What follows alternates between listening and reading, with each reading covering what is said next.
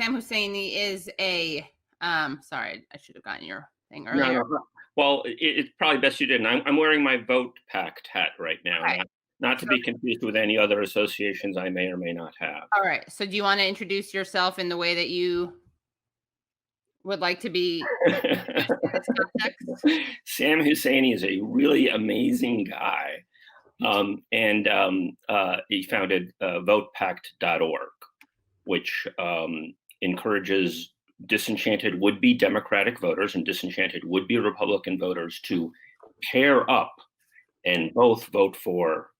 Can't do this on screen here. Okay. And both pair up and both vote for. Everything's in reverse. Right, yeah. Mind bending. And pair up and both vote for parties that might actually coincide with their preferences. So, to take the obvious example, if everybody's around you's like, you got to vote for Biden or else you're voting for Trump Right. for the 50 millionth time. This says one way out of that, and perhaps the most strategic way out of that, I would argue, is to say, I'm going to team up with a would-be Trump supporter. And then we're not helping the candidate we hate the most. They're not helping Biden. I'm not helping Trump. We're pairing up because we have some kind of relationship or some kind of trust. They could be a relative, they could be a friend, they could be a neighbor, they could be a debating partner, they could be somebody who you really like, but then you sort of drifted away from because you couldn't talk politics because you care for this person, but they're being inane. And this helps you both get out of the jam that you're in. You don't feel a need to vote for either one of the lesser evils. So how would it work exactly? Just can you, I'm just adding your name, by the way, I'm going to try to, can I do this or am I going to mess this up? Crap. I'm trying to add your name to the chat. Sure. Um, So let's say, a husband and wife, she hates Trump, he loathes Biden. They could both go and vote for either one, but they would just be canceling each other's votes out. Or they can say, we trust each other, presumably. Or, this year we got mail-in ballot. Everybody's using mail-in ballots. So they could fill out the ballots together. And she could vote for Howie Hawking of the Green Party. And he could vote for the Libertarian or the Constitution Party or whatever. And that way they both vote for something that they actually believe in, rather than just trying to stop the other guy who's almost as evil as the guy that they're looking to vote for. Right. Didn't they try to do something like this in Florida with Nader? Yeah, well, okay. Sorry, with Nader in 2000. Yeah, okay. Part of the reason that this hasn't taken off as well as it could, although it has taken off, there was a PAC in 2016 that put out a video for Gary Johnson, Libertarian candidate. People forget, everybody focuses on Jill Stein and how evil Jill Stein was and everything. Gary Johnson got like almost 4%. It was the most successful third-party candidacy since Perot. He got more than Nader did in 2000. And this PAC put out a thing. They rebranded my idea, VotePact, as the Balanced Rebellion, and had a very funny, snarky video with dead Abe Lincoln that got like 37 million views. They had like real money because libertarians got some cash, I guess. Right. Yeah, that's why they're libertarians. Yeah. But good for them. I mean, yeah, I was really angry at first. They didn't even call me to say your idea.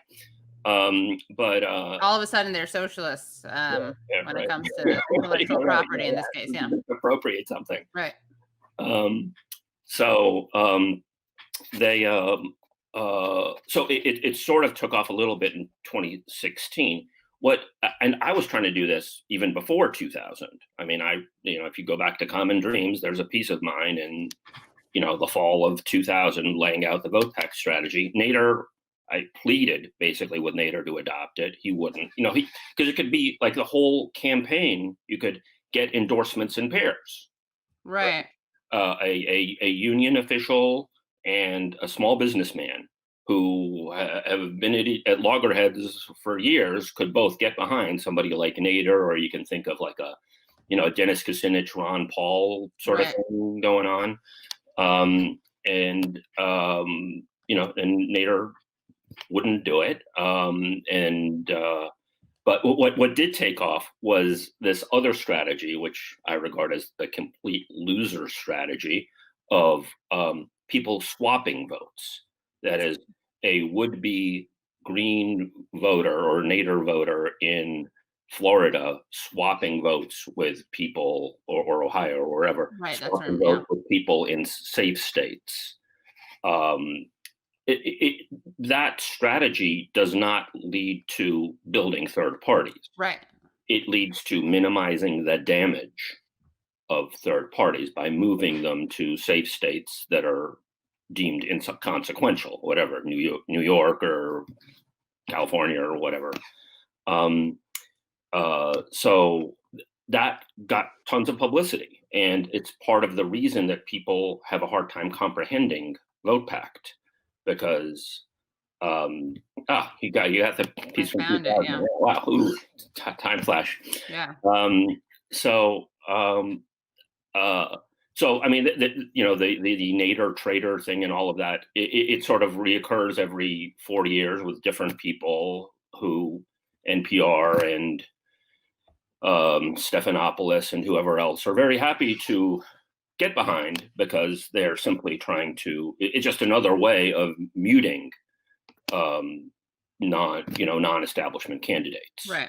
Whereas the VotePact strategy is a way of building up third-party candidates. You're Right. literally taking a vote away from Trump, taking another vote away from Biden, and building up third parties. And if you do this enough times, and if some noted people get behind this and articulate what they're doing, it could take off and literally be a step towards an actual realignment. Because right now, everything is being held in place by hate.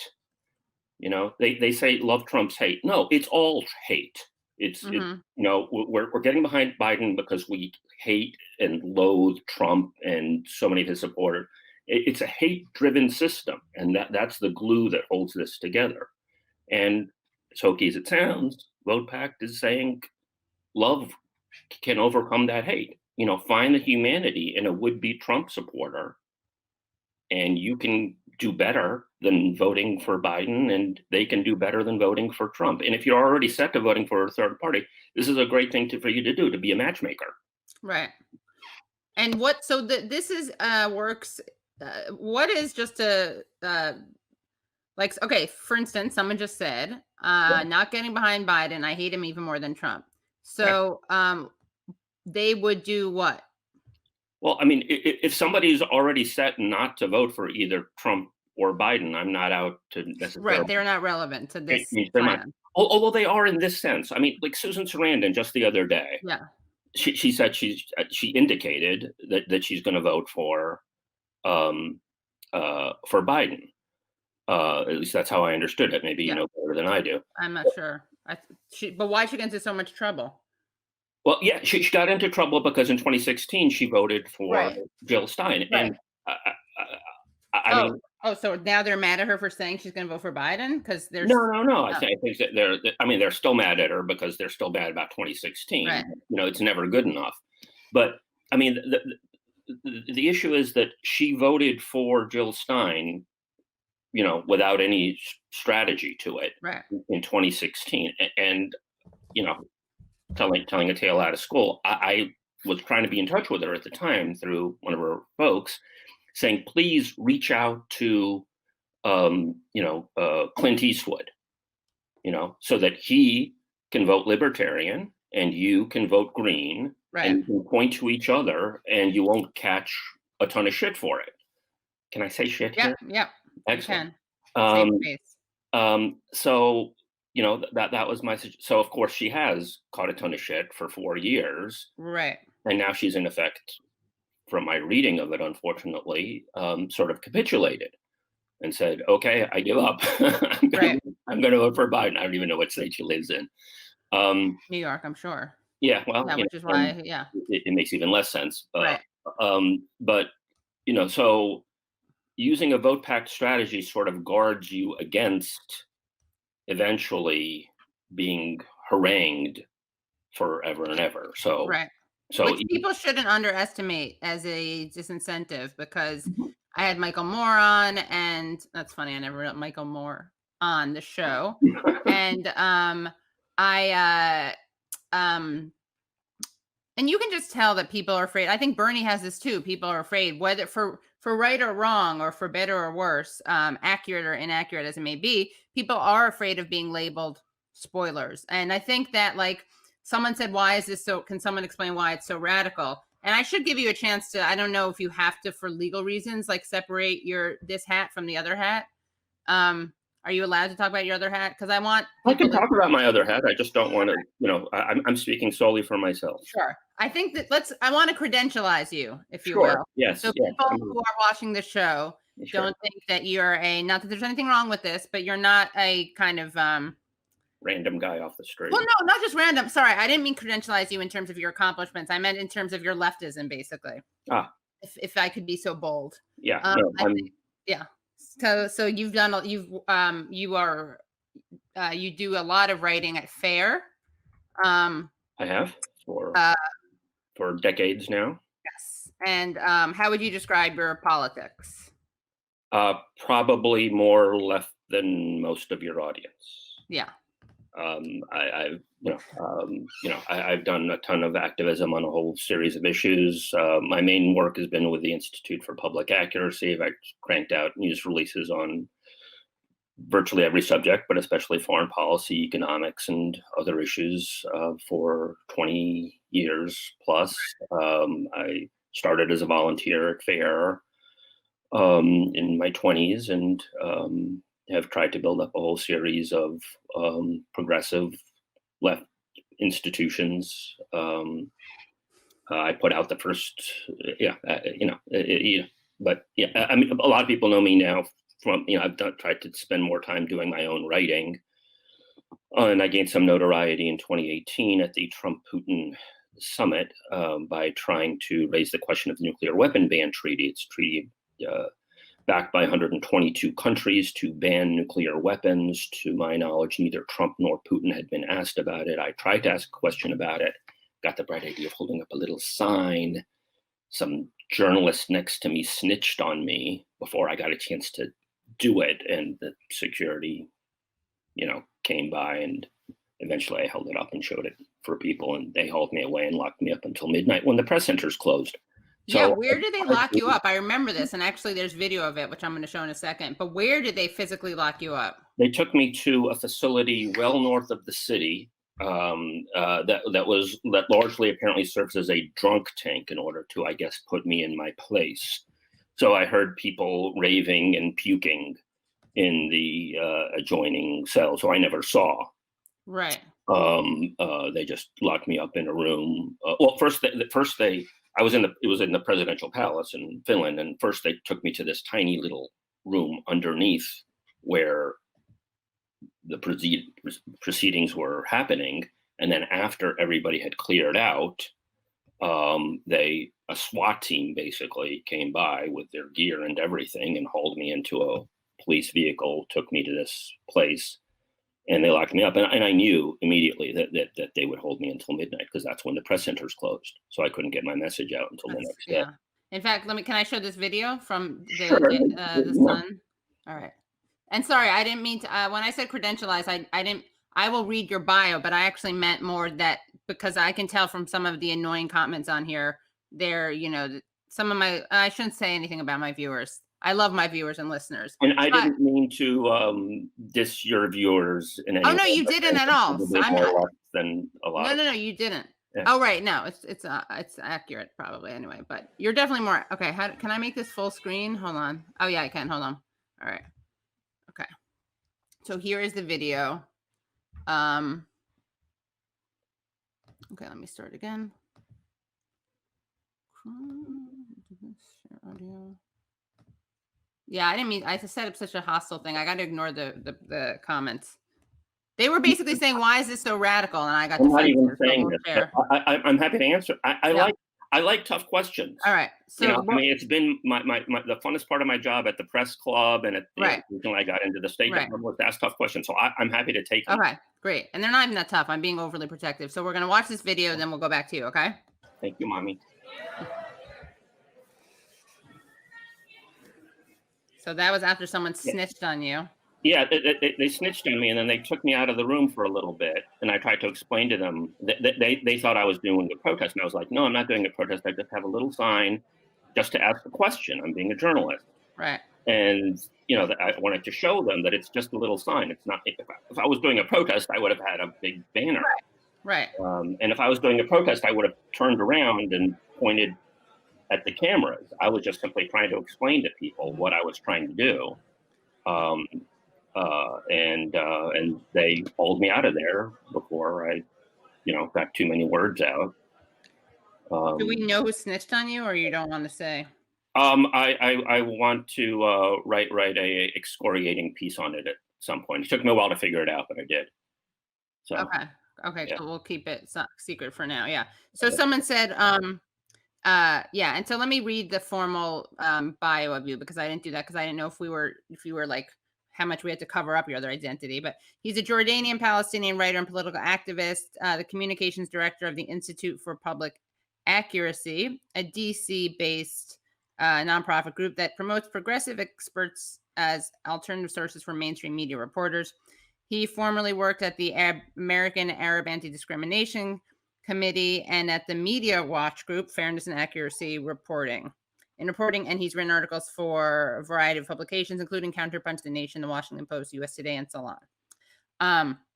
Okay, so with that background, uh, and where did you grow up, by the way?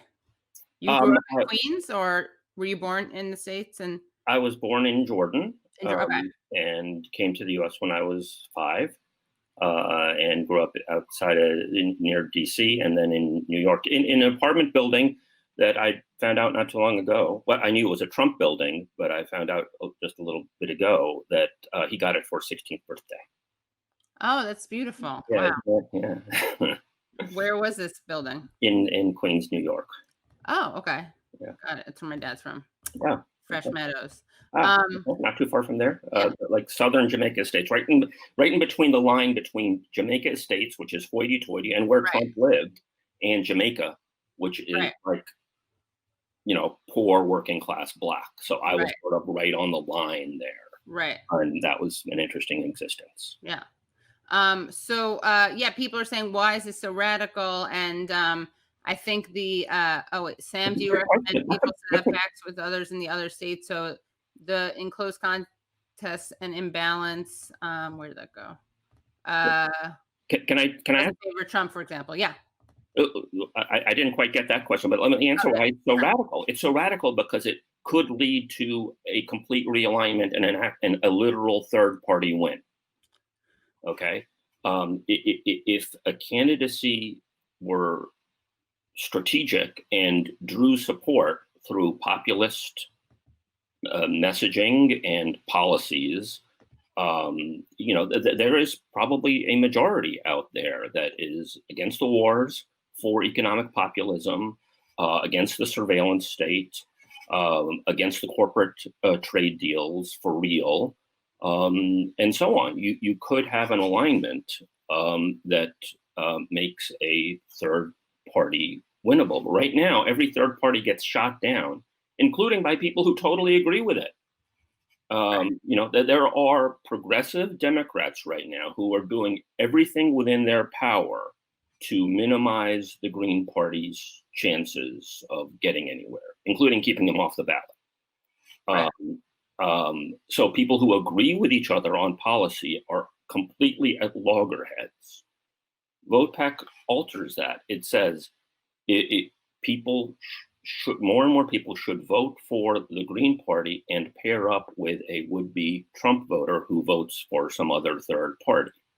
So you're coming at this from the radical center rather than from the margin. Right. And if that crystallizes in any number of people and then branches out and grows, then you could have a cascade effect. Again, the biggest time that this was done was in 2016 with this PAC that did the balanced rebellion. To my knowledge, Johnson, who was the Libertarian candidate in 2016, never backed it. He never said any word about it. I don't think that he understood it. I met him once before the election and tried to explain it to him. I think that there's like a spell that's cast on anybody who runs for president from a third party that Mhm. they just can't think strategically Yeah.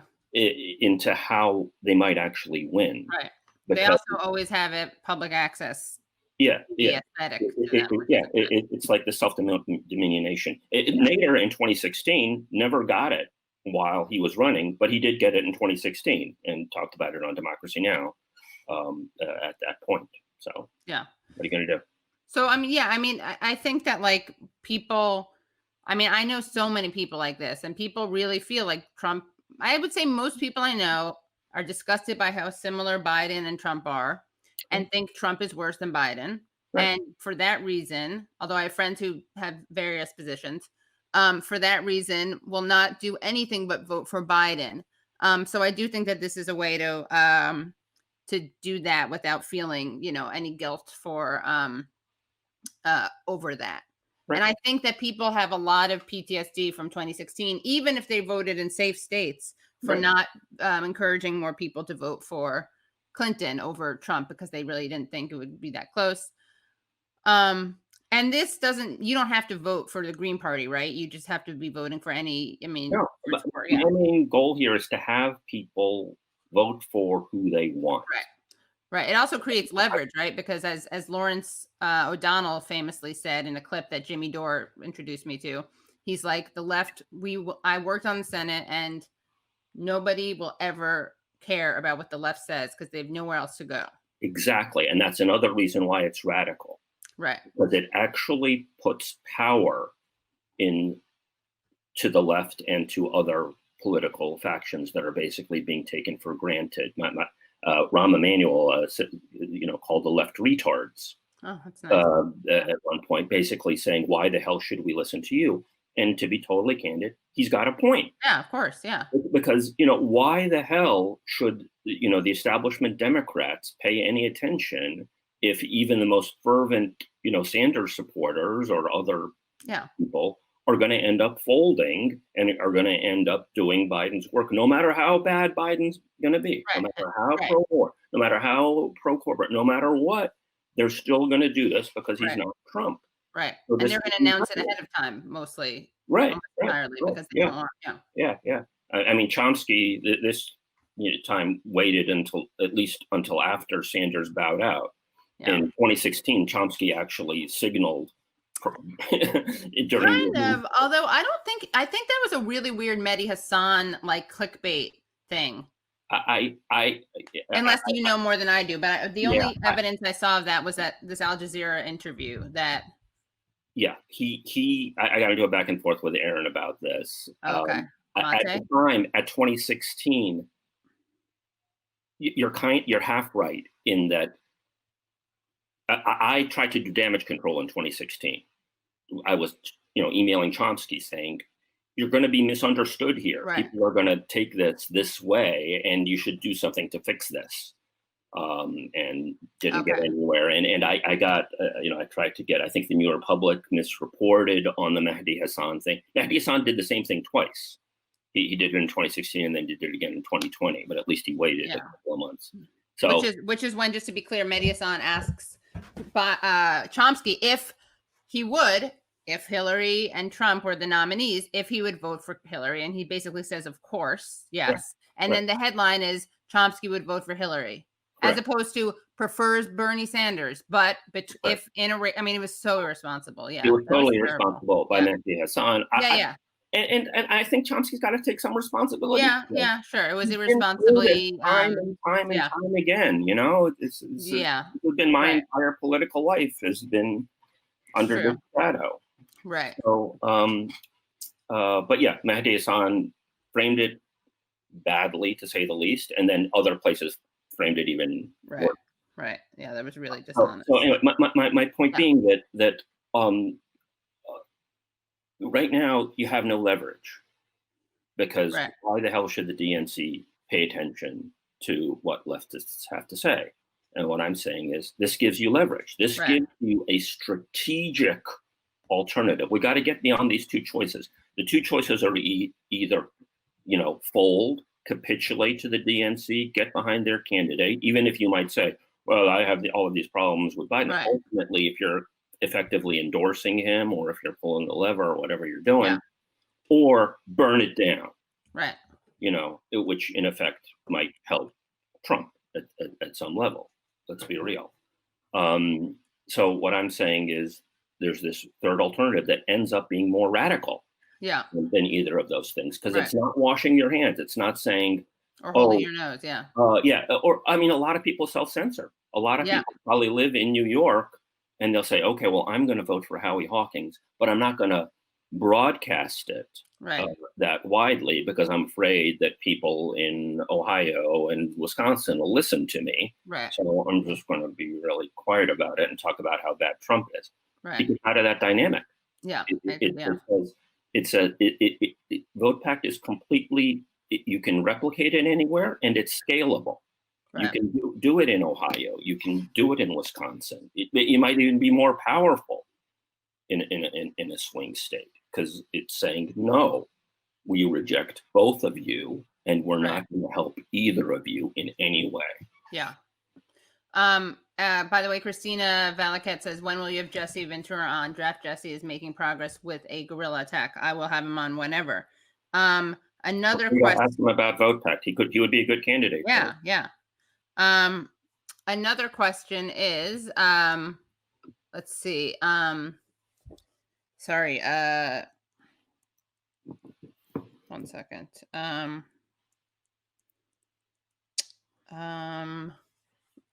What about the People's Party, Movement for People's Party?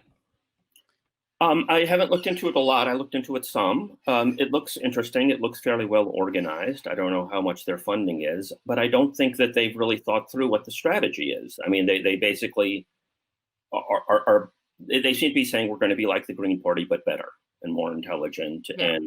and talking about how the Green Party spends a lot of time trying to get on ballot access issues, and we're going to have other groups help us with that. Well, I'm sure the Green Party would love to have help from other things. Right. So they're not really talking about a realignment. They're talking about bringing in new people into the voting process. Well, I heard the same thing from Nader. It's not genuinely attempting to alter the landscape in a realignment way, which is what I'm talking about here. I mean, right now, the establishment party are basically both run by rich folks, and they maintain that grip because of the sense of inevitability that one or the other of them are going to win.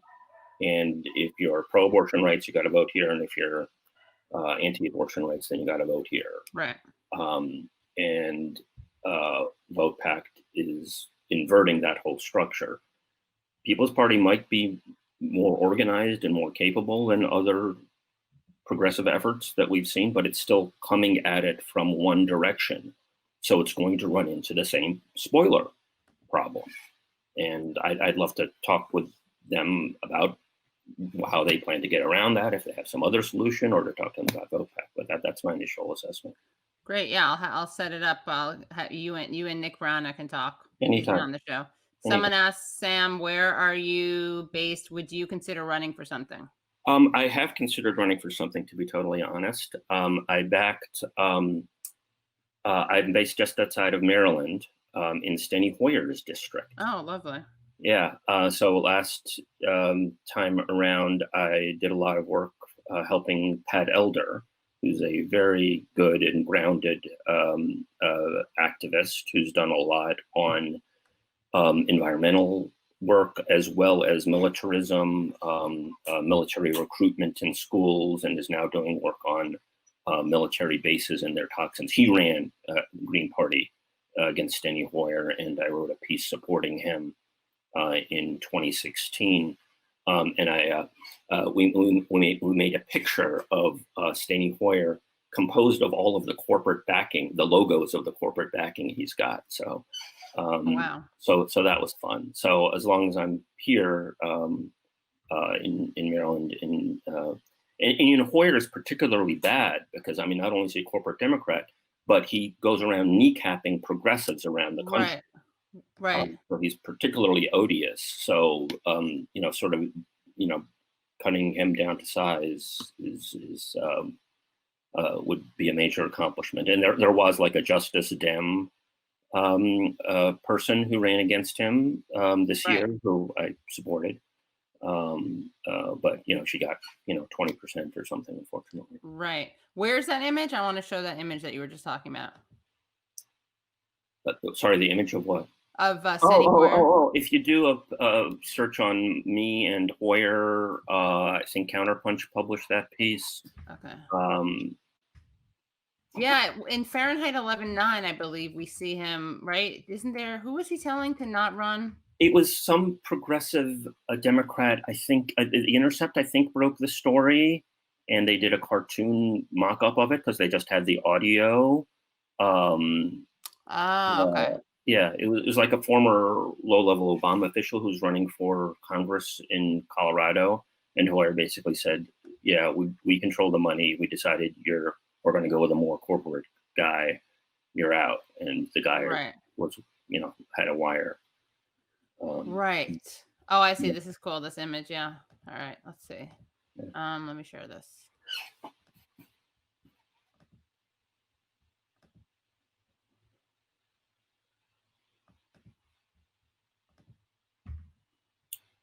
Okay. Yeah, I don't know. Let's see. It may not be big enough resolution. Yeah, But what are those? those sort of the images of his, Right. those are the logos of his corporate donors. Yeah. I see How some you do? American Express, MasterCard. Probably. Yeah. Yeah. Um, Um, so. um, okay, great. Anything else you want to make sure people know about? And I'll put a link to to the Yeah, site, of yeah. If course. you can show them the VotePact webpage, we got a decent looking logo, and I mean, this is a real challenge to the parties, and it's a challenge to activists and progressives about reaching out. Right. This requires real work. You got to talk to a would-be Trump supporter, and get it so that they don't vote for Trump, and it gives you leverage not to vote for Biden. Right. Uh, I know one thing I want to ask you before we wrap up, by sure. the way. Oh, and by the way, hi Sam, do you recommend people set up packs in the same states to avoid upsetting a balance in swing states where an imbalance might favor Trump? Yes, 100%. this works best if you're in the same Okay. state. Absolutely. And again, this year, I mean, trust has been a major component, but especially this year, if you're doing mail-in ballots, you can do them together. So you can Right. literally fill out the ballots together, walk them to the post office, and there you go. Here's what I also wanted to ask you about. Yeah. Um, uh, Paul Krugman's comments. I assume you saw them. Yeah, yeah, I did. Click on read more Okay. on the top left there because I got a couple of charts that sort of show. Read more. Got it. Okay. Yeah, you got it. I mean, and by the way, if people want to, help out, make graphics that illustrate this idea, Yeah. anything like that, this is just me working out on my Wow. more kind of my attic rather than my basement. This Right. isn't like a big thing. This is Right. just been a passion of mine. I think it's a really substantial solution, and Yeah. it's sort of, if you go to the top, that it's got a mini spreadsheet of the numbers and how they can alter. Yeah, like This thing. like that. So if you get 10, do the top one's probably better. So 10, 10, 0, 9, 9, 2, 8, 8, 4. So you're siphoning off votes in pairs. Right. Got it. So that's the idea, and I'm somewhat hopeful that the libertarian candidates this year, Jorgensen and Cohen, will see the benefit to them in this. I mean, they could swell and get into the debates as a result of this kind of strategy. You're going to say Krugman. Oh, yeah. Did you have any comments on that as someone who's, writes about, Yeah, the insane. media? And yeah, wait, let me just get this up so people let me take this down, sorry. Yeah. Well, Um, Bush was really great after 9/11. Uh, yeah. yeah, right. Do you wanna tell him something? Anything that, Uh, if you could talk to Paul right now, what would you want him to know? God, it's so hard to even talk to. I shouldn't say that, right? Yeah, Bush obviously after 9/11 fed hatred in ways that were somewhat less crass than Trump. He talked about a crusade, but more importantly to him, he was building up the case for war, to invade Afghanistan and then to invade Iraq, and knowing full well that he would invade other countries. So he had to make perfunctory remarks about, well, of course we don't have any malice towards our Muslim neighbors, or go to some Muslim community center or whatever it was that he did. But I think more to the point, even the "we don't bear malice to them" kind of thing, in subtle ways, it was always contingent upon so long as they're silent. Mm, And people would often say it. We don't want to harm our Muslim neighbors. They support the president too. right, So it was in effect a way to stop Muslims and others, immigrants and others, from saying, "Hey, this is wrong. This is bad. This is I see, why right, right, you shouldn't be moving towards war." So, sort of a deal was struck: was we're going to intimidate you, but tolerate you. So, in some part, I mean, there were still roundups. I right, remember being. I mean, there are lots of reports on this by the ACLU and other people. I remember seeing people at the airport, being pushed aside, and not just to be searched, but I mean, like, taken off. right, Um, there are all kinds of things that happened after 9/11, like that, and that got into in New York. They infiltrated all the mosques and so on. You'd think Krugman might know about that. Um, right. Yeah, no, and actually it's interesting because then there a lot of people would say stuff like, "Well, yeah, maybe there have been some civil liberties infringements, but, it's exceptional times, and if you haven't done anything wrong, why would you care?" right. That was a So, big line. yeah, exactly, and that dovetails with doing something wrong is, being a dissident in some way, being Right, outspoken in some way. right. There's a thin line between that and doing something wrong. Or having a common, like, Arabic last name, Sure, which would get you on a absolutely, no-fly list. absolutely.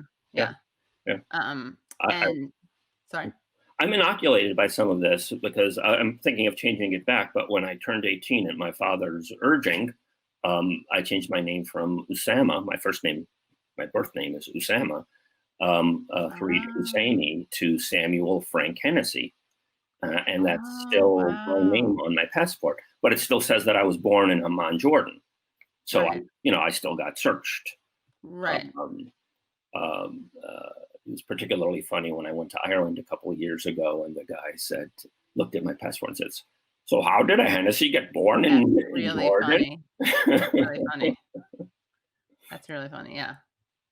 Um, yeah, that was a kind of, I mean, I think it speaks to Trump derangement brain, right? Because Oh, totally. yes, like Bush didn't say things that Trump said. Like he doesn't say that. He doesn't do that. But that doesn't mean that there wasn't a draconian response. It doesn't mean that you can say things that aren't as kind of inflammatory that are still bad. And that's such a great metaphor. It's like Bush invaded Iraq but didn't say anything over the top hateful. Right. Trump has a lower body count. I mean, maybe not because of COVID, but he didn't, and I'm not a Trump fan, but it is interesting that Right. Bush gets, it's all about decorum and, Right. Well, be yeah. nice in your language about Muslims, but sure, the Right. Patriot Act and Iraq, Afghanistan, Right. yeah, And it's gotten so perverse that Trump is actually, feeding off of anti-war right, rhetoric, because so many liberals and even progressives haven't done so sufficiently. So yeah, he's actually able to cash in on some of the anti-war, bring our troops home. I mean, I think yeah. he tweeted something 2 weeks ago along those lines. I can't remember. exactly what at this point, but he's repeatedly sort of gone back to that Right. as well in his totally phony, uh, Right. America First quasi isolationism. Yeah.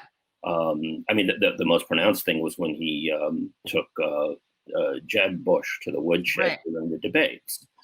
Yeah. And it's very effective, and it plays to It that does. Yeah. that phony base. Yeah. It allows, and it helps him in a way when people can't see the criminality of the Bush invasions and so on. That Trump is the only one, with a really big megaphone on the national stage who's actually saying things that are really critical about the Right. wars. Right. Um, I have this game called Trump or Chomsky where it's like, who said it? If it's right, like right. Trump saying about Khashoggi, we're not going to do anything to Saudi Arabia because they bought a bunch of weapons. It's like, right. But when Trump says that, it's a good thing. Chomsky would say that and be indicting the United States foreign policy for that. To play minor devil's advocate, although I agree with some extent, Justin Meter says it's not just about being nice. He wasn't turning Americans on other Americans the way Trump does. Well, if you were inclined to criticize his policies at the time after 9/11, I mean, look, I went on O'Reilly.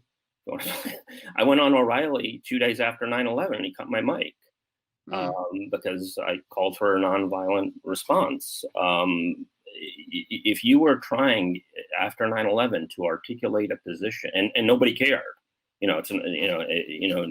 nobody said, "Hey, that's wrong." Right. Yeah. Um, I'm not shocked that O'Reilly acted that way towards me. So there was a great silencing after 9/11 and intimidation. And the fact that you didn't see greater roundups, and you saw substantial Right. roundups, and you saw substantial spying on mosques and other civil liberties infringements and the Patriot Act and so on, was that so many people were self censoring at that point. Right. Yeah. And indeed continued to self-censor until after enough Iraqis blew themselves up that even the most brazen pro-war people in the United States had to sort of back off and say, Right. maybe this wasn't a great idea.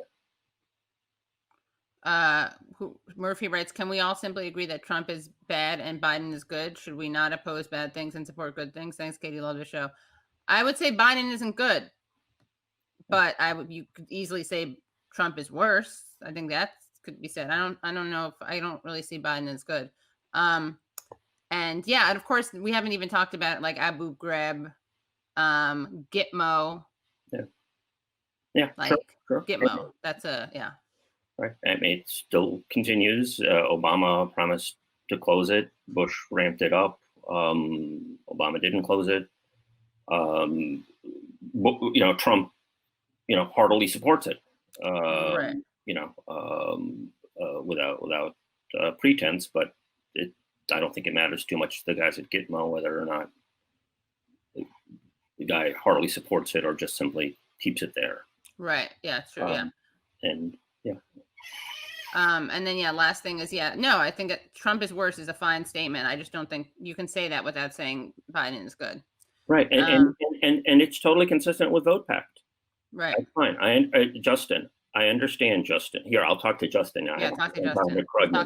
Yeah, to Paul, Justin, yeah. Justin, I'm sure I can totally understand Trump is worse, but that doesn't mean that Biden is good. And there's probably somebody on the ballot that Howie Hawkins is most probable, who probably agrees with you on policy far more than Biden does. He's for Medicare for all. He's for Green New Deal. He's for curtailing corporate power. He's for cutting the military budget and so on. But I'm going to guess, Justin, that you're not inclined to vote for him because you think that you got to get behind Biden. And what I'm saying is you and other people can find a would-be Trump supporter that in your life, a relative, a friend, somebody you knew from school, a debating partner or whatever, and pair up. And instead of you, quote unquote, holding your nose and voting for Biden and them holding their nose and voting for Trump, you both pair up and you both vote for candidates that you actually believe in. And that way you kind of redeem both of yourselves. Yeah. I like that. That's good. Thank you. Yeah. Okay, well, thank you so much, That's a and, pleasure. come back on, we can talk about other stuff, I Mhm. really like this idea. Thanks. Take care. Alright, thanks, Sam. Bye bye. Bye, thanks so much.